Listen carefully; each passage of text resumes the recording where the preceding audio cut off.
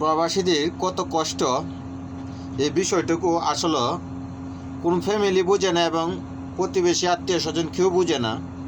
সারা দিন সারা রাত এভাবেই পরিশ্রম করতে হয়। এই যে মরুভূমির মধ্যে গাড়ি চালাইতে হয়, আশেপাশে কোনো বাড়ি ঘর দর মানুষ কোনো কিছুই নাই। কোনো কিছু না থাকলেও শান্তি আছে। মাস শেষে যখন বেতনটা পাওয়া যায় তখন একটা শান্তি মনের মধ্যে লাগে, তখন কিন্তু টাকাটা আইলে দুঃখটা থাকে না।